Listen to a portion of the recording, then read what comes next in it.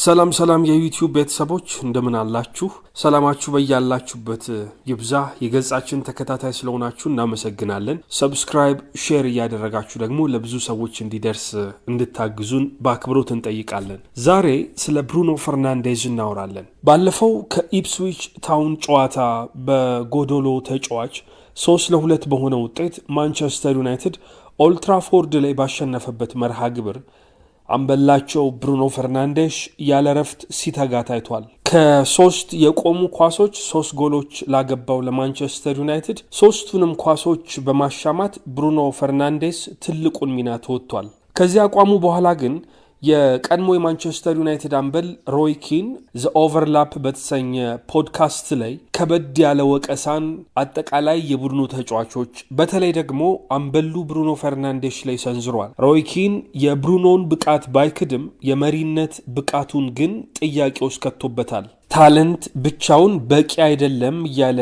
የሚሞግተው ሮይ ኪን ብሩኖ ፈርናንዴዝ በነጭናጫ ባህሪው ምክንያት ኢምፖስተር ወይንም አስመሳይ ከመባል አልዳንም።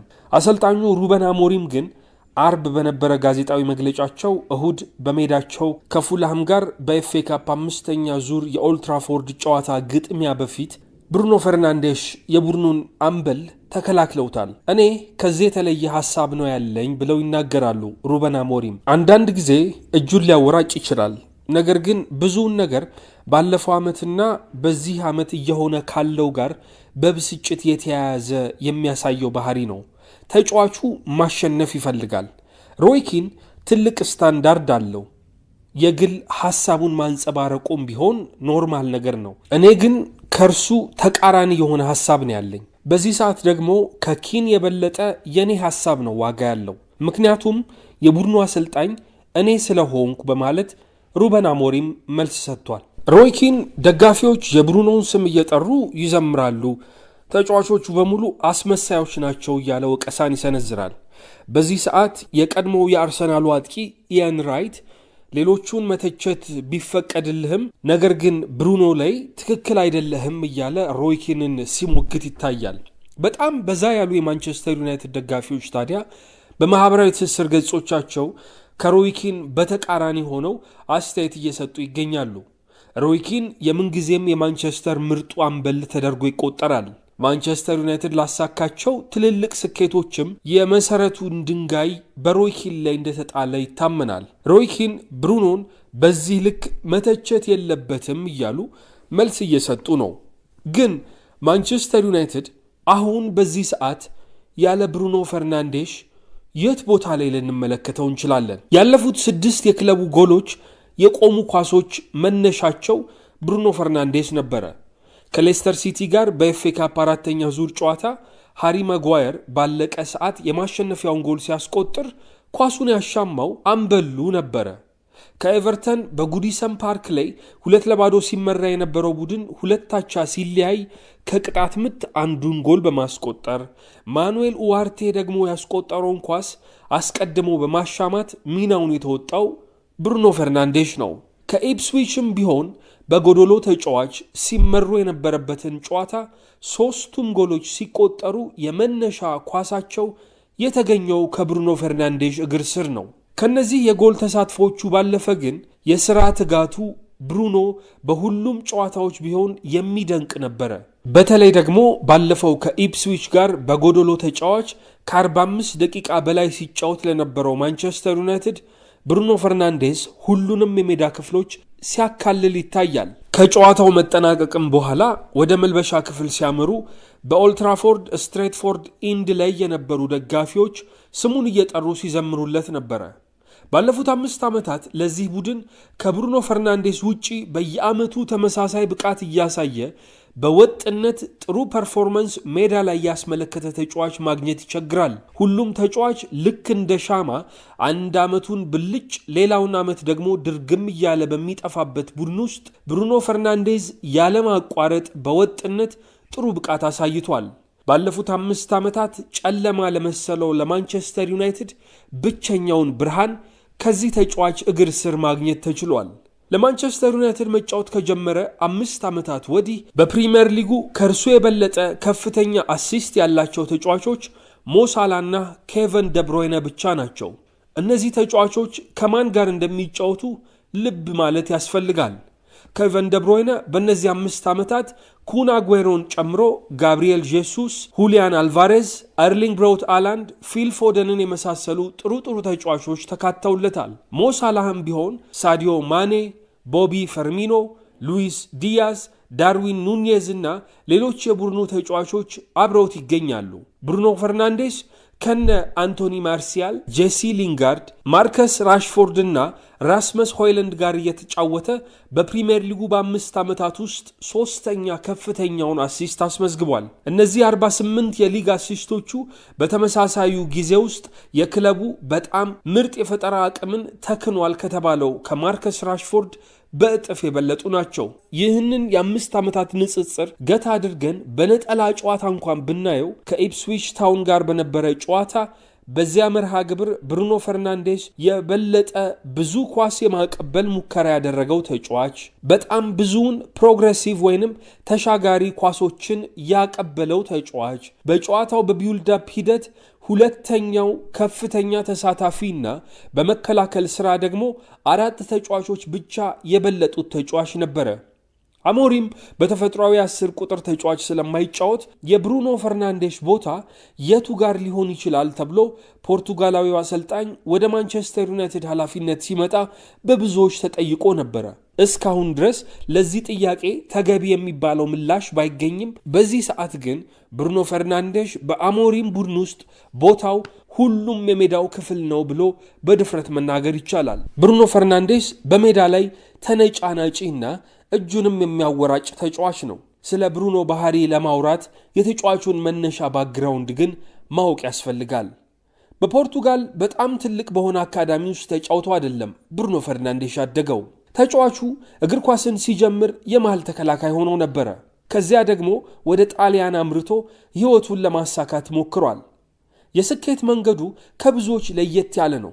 ብቃት ያለው ተጫዋች እንደሆነ ባይካድም፣ ነገር ግን በታጋይነቱ ምክንያት አሁን የደረሰበት ቦታ ላይ መድረስ ችሏል። በዚህ ታጋይነቱ ነበረ ስፖርቲንግ ሊዝበንን እንዲቀላቀል የቻለው። የቀድሞ የክለቡ ዳይሬክተር አንድሬ ጌራልዴስ ስለ ብሩኖ ፈርናንዴስ ሲናገር እኔና ጆርጌ ጄሱስ የፖርቱጋል ከ21 ዓመት በታች ብሔራዊ ቡድን ጨዋታን በአንድ ቀዝቃዛ የክረምት ወቅት ለመመልከት አመራን። ሁለታችንም በዚያ ጨዋታ የፈለግነውን ተጫዋች እንዳገኘን ተማመንን። ጎል ማስቆጠር የሚችል አማካይ እንፈልግ ነበረ። በመስመሮች መካከል መጫወት የሚችል የማጥቃት 3ኛውን የሜዳ ክፍል በአግባቡ መወጣት የሚችል ተጫዋች እየፈለግን ነበረ።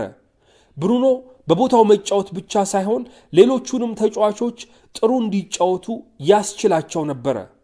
በጨዋታው ላይ የተለየ ሪትምን መፍጠር ይችላል ሲል አንድሬ ጌራልዴስ ወደ ስፖርቲንግ ሊዝበን ብሩኖ ፈርናንዴስ ለምን እንዳዘዋወረው ምክንያቱን ያብራራል። የማሸነፍ ኃላፊነት ባለባቸው ትልልቅ ክለቦች ብሩኖ ከዚያ በፊት አልተጫወተም ነበረ።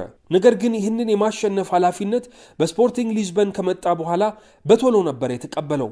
ምክንያቱ ደግሞ የእርሱ ሜንታሊቲ የአሸናፊ ሜንታሊቲ ስለነበረ ነው ብሎ አንድሬ ይናገራል። በጣም ጠንካራ ነበረ።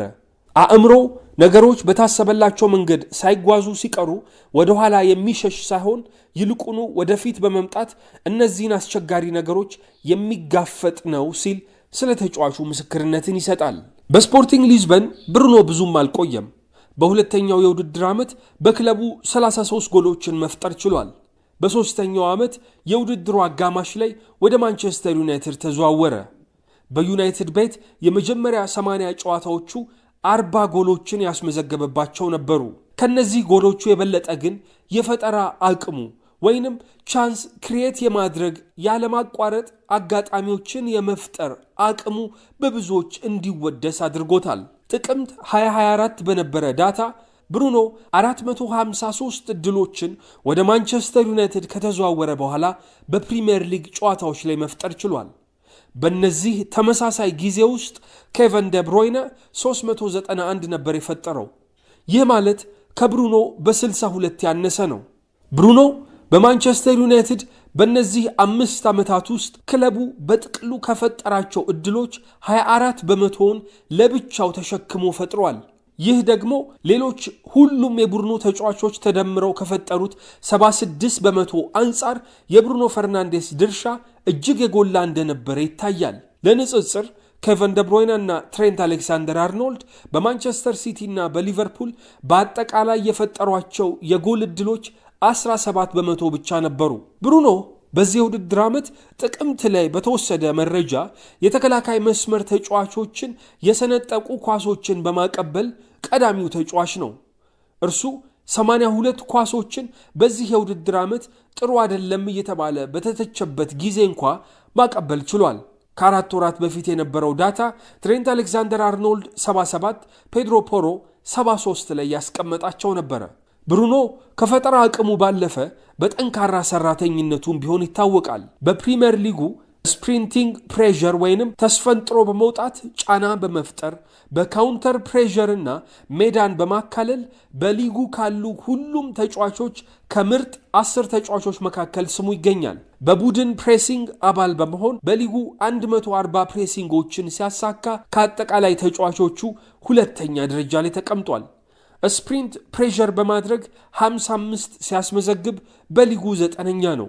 በካውንተር ፕሬዠር 105 ሲያስመዘግብ በሊጉ 6ኛ ደረጃ ላይ ያስቀምጠዋል። በፕሬሲንግ ሰዓት የሚሸፍናቸው ቦታዎች 3.27 ኪሎ ሜትርን ያካልላሉ። ይህ ደግሞ በሊጉ 5ኛ ደረጃ ላይ ተቀምጧል።